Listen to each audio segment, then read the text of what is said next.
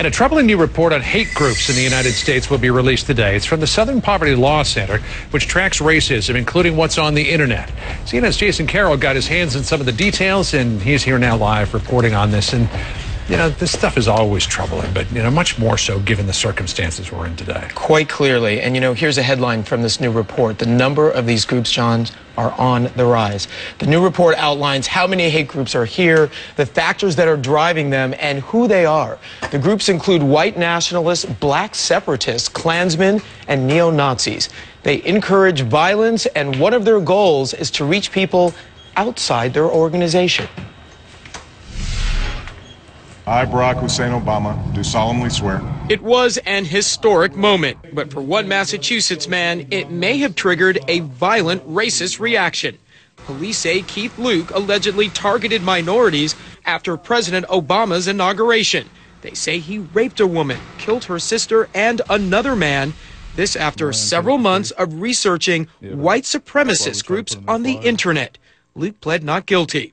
Now, a new report says hate groups are on the rise. We have seen continued growth from around the year 2000, and it's been quite remarkable. When you look at that stretch, we see a very near a 54% rise in the number of hate groups out there. The Southern Poverty Law Center identified 926 hate groups in 2008. What's driving them? According to the center, the election of President Obama and the declining economy, which hate groups blame on increasing numbers of Latino immigrants. No, I'm not really surprised. I know it could be getting worse. You think it might get worse? Yeah. Josello Lucero says his brother Marcelo was the victim of a hate crime. Marcelo was stabbed to death, attacked by a group of teenagers last November. Prosecutors allege Marcelo was targeted because his attackers were on the hunt for a, quote, Mexican. The defendants have pleaded not guilty.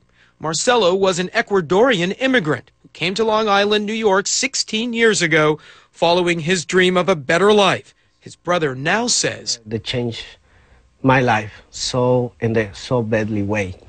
And I'm getting stuck in my dreams.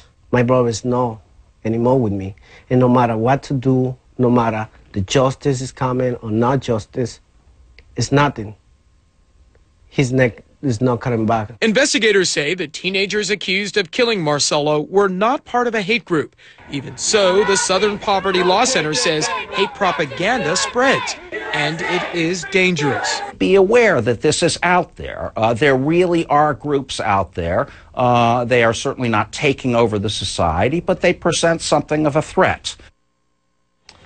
Another note, in a separate incident involving the murder of a Latino man in December, just last night, New York police announced they finally made an arrest. They called the brutal beating just another hate crime. Some argue it's another example of how rhetoric from these organizations filter out and encourage people not affiliated with these groups to go out and commit these types of acts. You know, as you were saying, you know, with the election of Barack Obama and, you know, this idea of a new day in America, to see these groups on the rise is really troubling. It is troubling, and you know what it is the country has taken great steps forward, but when things like that happen, there's always going to be people out there to try to turn the clock back. What a shame. Jason Carroll for us this morning. Jason, thanks so much.